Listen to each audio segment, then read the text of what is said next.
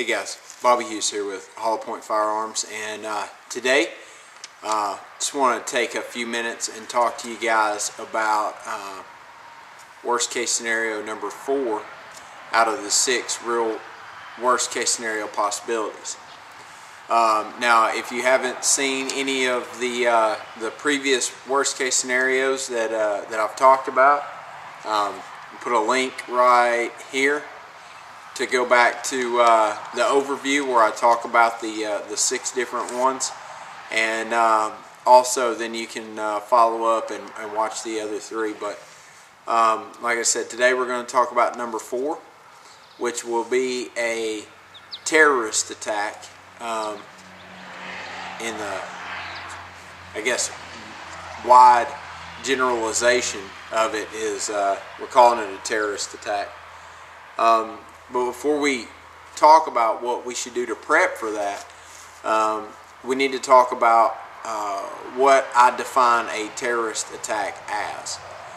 A lot of people just automatically think that when you say terrorist attack, and I'm not saying that you're in the wrong by thinking this, but this is the big government kind of brainwashing us. But you say terrorist attack, the first thing that pops into my mind is Iraq or Afghanistan. That's like the first thing that pops into my mind. Nobody thinks about China. China pretty much owns us right now because of the debt that we're in. Now, take this for what it's worth, but and this isn't anything official, this is public knowledge, but I've heard that China is trying to purchase a piece of property in California, and they want to set up a military installation there. And it's limited on what I can talk about and who I can talk about, but you can thank a certain someone for that. But at the same time, and I don't want to get into a whole revolutionary political debate, but here's what set it off was this morning on my way to work on the radio. They have a like a question topic thing or whatever, and the question was, if you didn't have a car and you borrowed your friend's brand new car and was driving it down the road and you wrecked it, who should pay for it?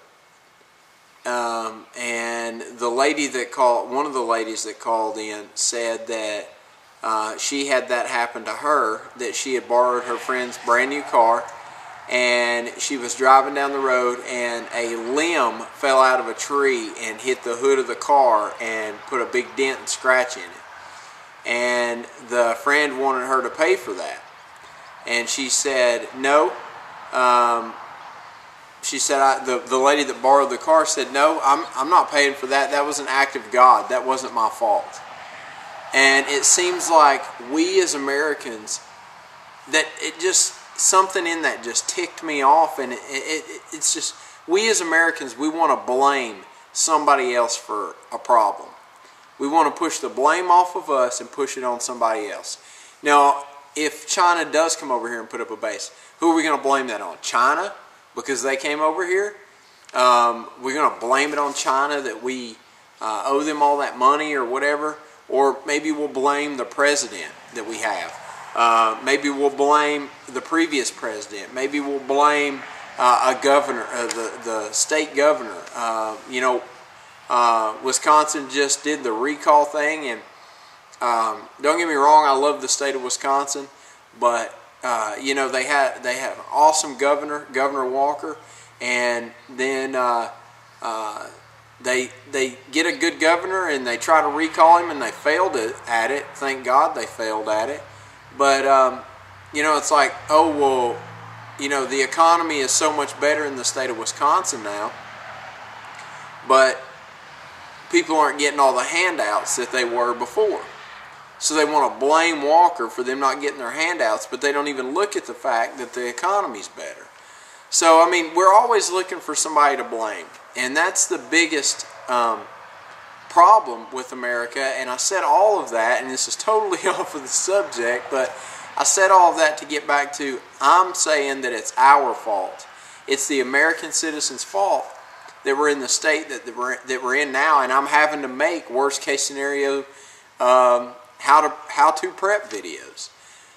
That's the problem, is the people. And I risk my job on a daily basis, pretty much, voicing my opinion. You know, and so it's I'm not saying I'm doing everything that I could. I could probably do more, and I should probably have a little bit more faith in God to watch over me. But you know, there's certain limits that I'm not supposed to go over, and I've already been dancing in the gray matter for a while on my political views and things like that. But you know, it's just, we've got to get back to our roots, and we've got to quit blaming everybody else and take a stand for what's right. But anyway, now that that's off my chest, let's talk about how to prep for a terrorist attack. Now, like I said, when you think of terrorist, you automatically think Iraq or Afghanistan. But we don't take into consideration China. We don't take into consideration other foreign countries. And we don't think about a terrorist attack coming from within our nation. You know, I've outlined here two different types, or basically three different types of terrorist attacks. The first terrorist attack is an attack from another foreign government, so or foreign militia, such as the Iraqis or Afghanis or whatever. But we'd also have, you know, China could attack.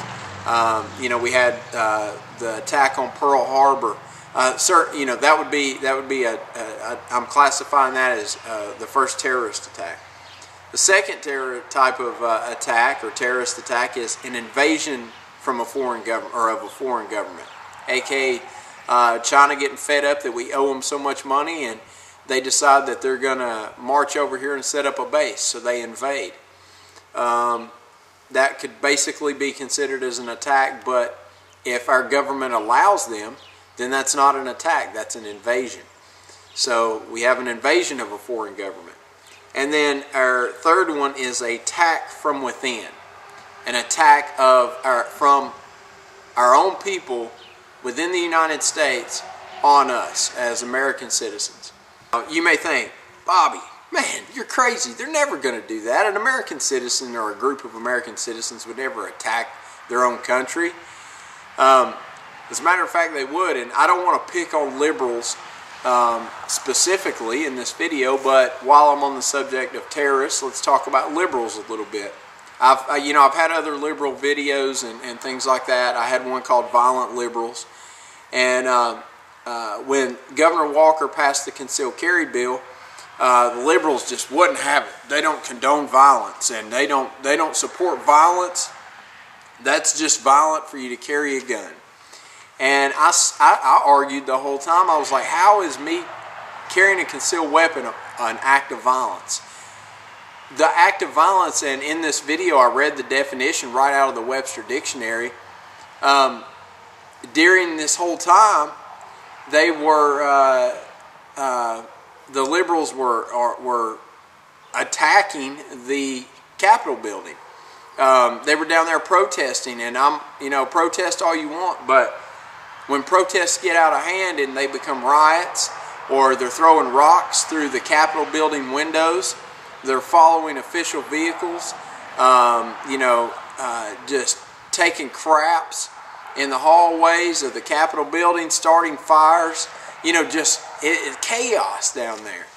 And that is a prime definition of violence. And it's an exact definition of violence according to Webster. But me carrying a concealed firearm to protect myself and my family, that's the opposite of violence. That's peace. If I can't get peace from normal day-to-day living, then I'll make sure that I have peace through a firearm. That's the reason why firearms are in the Constitution.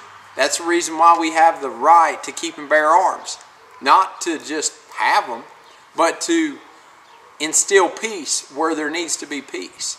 So, like I said, you may say, Bobby, that would never happen. We've never had a terrorist attack from within. But that would be a circumstance of a mild terrorist attack, and I'll call it a liberal attack. But just to give you some other definitions, and this has kind of been floating around on the news back and forth, and these are from different time periods, but a gentleman, J.T. Reddy. J.T. Reddy was from the western part of the United States, and the situation with that was he came into his house, shot his wife and kids and a grandkid or something. I don't remember the story verbatim, but he killed some people, killed his family, and then offed himself. And of course, the media wanted to portray that as a right-wing conservative. But a couple weeks before that, and the media failed to mention this, but he actually ran for sheriff as a Democrat. So a liberal, small-scale terrorist attack right there. Liberal attack. He didn't go into the public, but he did it at home, and so this would be on a larger scale. The Occupy Wall Street terrorists, they had an attack during the Occupy Wall Street shindig. They finally got caught when the same group of people got caught trying to blow up a bridge in Columbus. They were liberals. And this isn't just my opinion, this is common knowledge. That you can go online and find this. Andrew Stack, same thing, liberal. That was, let's see, Andrew Stack was the communist guy that flew a plane into a government building. He was a liberal. And then there was the Austin Affinity. They were a liberal terrorist group within the United States. Attacked the GOP convention with Molotov cocktails. So, there's a lot of options out there for terrorist attacks by our own people within our country. So don't ever think that you couldn't have an attack from within your country from your own people. And the largest scale attack that you could think of is, let's go back to Revolutionary War. We were British Americans here in the United States that, we weren't the United States at the time, we were the United Colonies. And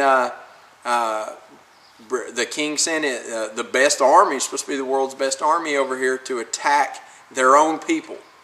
No, yeah, they were living in another country, but same. If you ask me, same situation basically. All right, so we've talked about the possibilities of an attack, whether it be a terrorist attack or an invasion or a liberal attack or whatever. We've talked about those, so you understand now that the reality is there. There's always the reality or the possibility for that to happen. So how do we prep for it? How do we prepare for something like that to happen? Well, the first thing you can do to prepare is look around me. There's nothing out here. The first thing you can do to prepare is, just like in real estate, location, location, location. All right, obviously if you're in a big city or a high threat area, a lot of government agencies, a lot of mass population, that automatically puts you at a higher risk for a terrorist attack than someone in a more rural area. I would love to live in the mountains of Alaska away from everything and everyone, but that's not going to happen. That's your first way of preparing, is location. All right, your second way of preparing is going to be just like every other scenario that we've talked about. Your stockpile, your food, water, your food supply, your immediate water supply, your long-term water storage, everything that I've talked about in the past videos for prepping, that's going to also be included in prepping for a terrorist attack. Now the catch is with the terrorist attack is you need to be ready, and this is probably one of the only times you're going to hear me say the word bug out. You need to be prepared to both bug in and bug out if needs be. The level of preparedness for bugging out needs to be higher the more dense the population is that you live in. So, for an example, if you live in an area with a low population, you're in a rural area, not a high risk for a terrorist attack in your immediate area, then you can look at bugging in more so than bugging out. If you live in a very dense populated area such as New York City or San Francisco or Los Angeles or anything like that, Madison, Wisconsin, Milwaukee, anything like that, then you need to start moving your scale from bugging in more so to bugging out, and bugging in kind of being your lower level. So with that comes a whole bug. Now when you bug out, there comes a whole nother level of prepping that you have to do. Do you have a backup vehicle full of fuel ready to go? Or do you have fuel stored so that you can put it in your vehicle to get to your bug out location? Do you have maps? Do you have a map with multiple routes outlined on how you're going to get from point A to point B if you need to bug out? Have you been to where you think you're going to bug out to make sure that you would be able to bug out there? I've talked to a lot of people who say, well, if I bug out, I'll bug out to a state park that's 100 miles from here. Have you been to that state park? Do you know that state park will allow you to camp there or stay there for more than a day? Alright guys, so I had to change my location out. Sun was getting bright and had a visitor show up. He's back there working, so I didn't want to get him in the video. But anyway, what was I saying? Okay, so do you have a map? Do you have your routes planned out? Do you have a place? Have you been to your location to where you're going to bug out at? Okay, so that's always a factor. You always have to plan ahead with that. All right. Like I said, do you have fuel? Do you have transportation? Do you have the transportation that you need to haul what you're going to need to sustain yourself? Your food supply, your immediate water supply, so on and so forth. So those are always a factor too. There's other things that you can start looking at as far as prepping goes, and this is more onto the extreme side, but NBC gear, nuclear, biological, chemical gear. Alright, a terrorist attack may mean the use of certain types of gases or nuclear fallout or anything like that. So that may be something else that you want to start looking at. I know for myself and my wife, I don't have a full mop set or NBC gear set. I have two NBC masks, one for myself, one for her. We have backup filters and things like that. So as long as it's just a gas that you breathe and it would hurt you, would be okay. If it's something that contacts your skin, then we're SOL right now. So you can look at that. Now, some other stuff that you could look at if you do plan on bugging out is your bug out bag. Start building your bug out bag. Now I'm going to do a video on bug out bags. Like I said, I don't really use or plan to use a bug out bag, but it's always good to be prepared, right? When we prepare for worst case scenarios, and that could be anything. So there may be a time when I do need to bug out. So we'll do that in another series, the different types of bags that I use for different situations and things like that. So you have that, you have the bug out stuff. Let's see. So we talked about location. Will depend on, it will be your first step in prepping. Depending on where you're at, will kind of help set the tone for which route you're going to go, bug in or bug out. Bug in, it's not really going to be any different. Bugging in, you're still going to need your food, you're still going to need your water supply, you're still going to need your medical stuff that we've talked about, you're still going to need your ammo and your firearms for protection. You're still going to need all of that. For bugging out, like I said, that's a whole nother ball game. Your bug out bags, your vehicle, your location, maps, navigation, more protection. How are you going to carry everything? So there's a lot of stuff that you have to really take mind to when you're prepping for a bug out situation. That's why I don't like bugging out. So those are all, you know, some ideas on ways that you can bug out. Like I said, first and foremost, if you're bugging out, I would know where I'm going, have 3 or 4 routes to get there, have my transportation down, and then start working on, you know, what supplies I'm going to be able to take with me, how long will it sustain me. You know, you're going to need extra survival gear, stuff like that. So what's the climate? What's the climate like where you're at? Is it hot pretty much year round? Is it all year round? Is it cold pretty much all year round? Is it have normal seasons? How cold is it in the winter? How hot is it in the summer? So those are all things to take into consideration whenever you're prepping for a bug out situation. So anyway, guys, I think I've pretty much touched on everything I wanted to touch on the terrorist attack. Worst case scenario, just keep in mind everything I said. Use it as tips to kind of help you guide your prepping on which path you'll take. And then if you have any questions or want my opinion on something, maybe I forgot something and you're wondering about it, leave a comment in the comments below, or a question in the comments below, and I'll answer it. I'm never covered up with comments so much that I can't get back to you. Also, guys, on a lighter note, don't forget to rate and subscribe if you want to. That's very much appreciated. So anyway, guys, I hope you've got some good ideas out of this video. I'll try to keep it as short as possible without getting into my rants and stuff. So anyway, guys, like I said, I hope you've enjoyed it. Until next time, get out there, shoot some guns, be safe, and most importantly, have fun. Thanks for watching.